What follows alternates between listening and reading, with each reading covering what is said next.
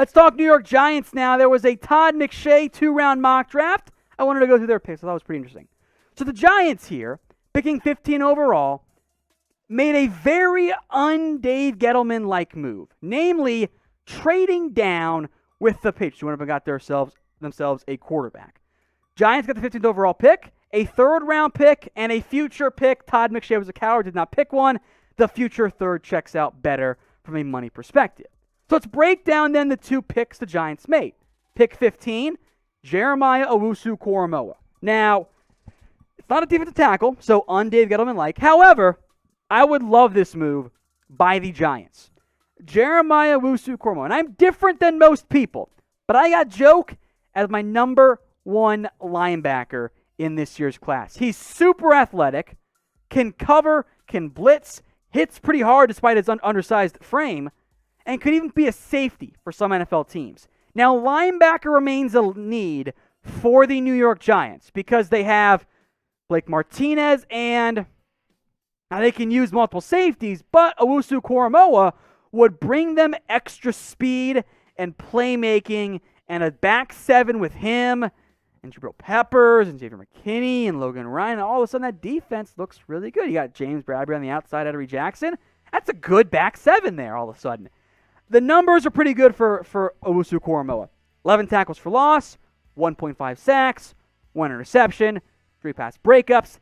His concerns are that he is undersized, and he checked in at 221, I believe that's pro day, which is probably a bit inflated. Didn't run because he added some weight there. But I've seen Darius Leonard, Deion Jones be an undersized linebacker and make it in the NFL, and that is exactly how I want to use Owusu-Koramoah in the NFL.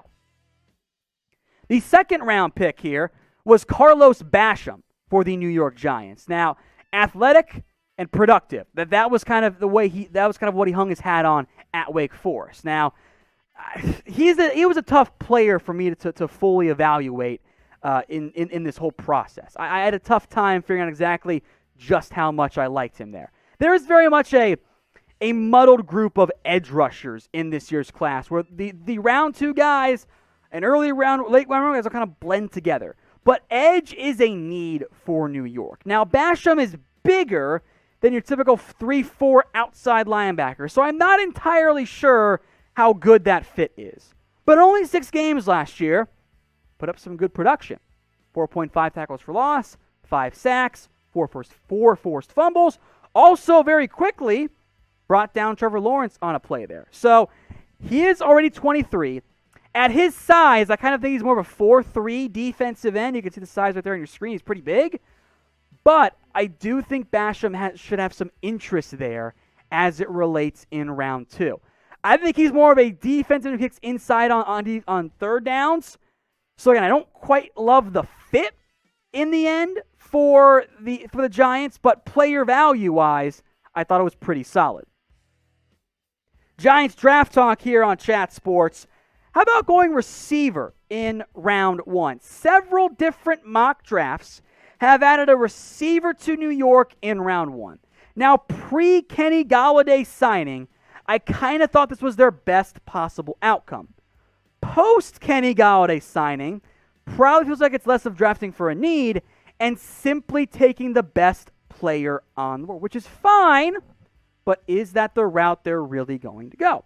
There are going to be good players on the board, but the Giants don't desperately need another receiver because they have Kenny Golladay, they have Darius Slayton, they have Sterling Shepard. If those guys are healthy, which they haven't always been, that's a better trio than what we've seen Daniel Jones have in recent years. The depth is, John Ross is fast, and that's it. Dante Pettis could be a nice backup, I guess. Former early round picks there. So a receiver at some point in the draft, very possible. A receiver at number 11, it would have to be one of these 3 guys. Devonta Smith, Jamar Chase, or Jaylen Waddle.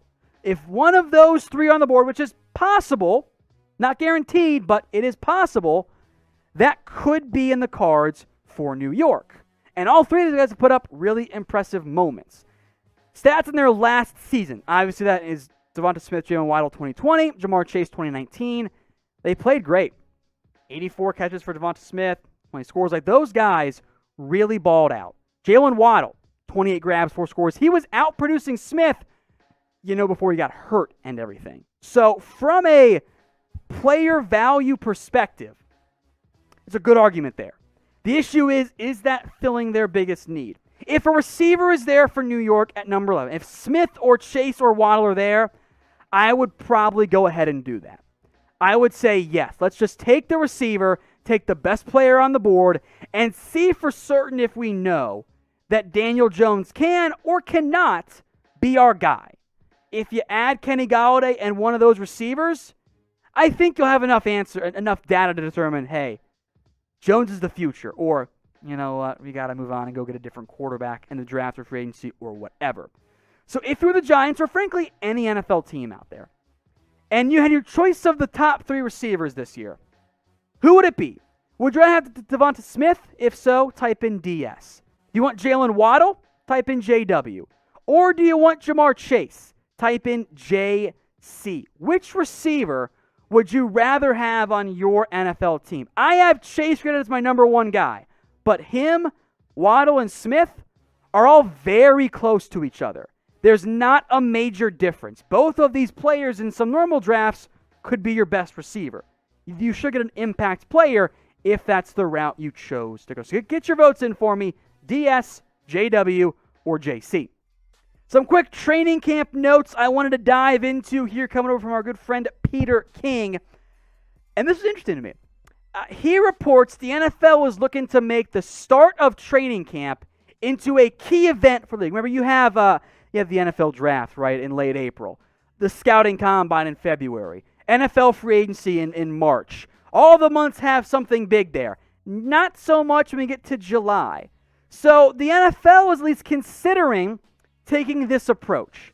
If you guys are familiar with the whole midnight madness thing for college basketball, when all the scrimmages and practices all get going, right?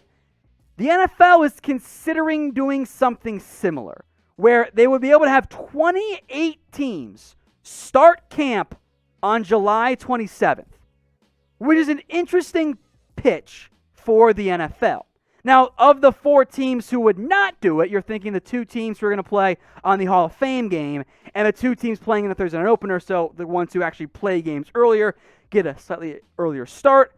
But this is worth monitoring. Now, the flip side here is that it's just the start of practice. So I don't think the NFL would be able to spin it into a whole massive event. However, with the backing of NFL Network, I'm sure ESPN would get on board. You might be able to make it a media creation, which point, you know what, at least we have football back at that point. So I am very curious to see what the path is here for the NFL, but keep an eye out for this move coming probably after the draft officially. NFL camps get going on July 27th, and then they make some major, trying to make it, I should say, a fairly giant NFL-focused training camp, midnight madness type of move. So we'll see that actually ends up happening, but keep an eye on it for in the not-too-distant future.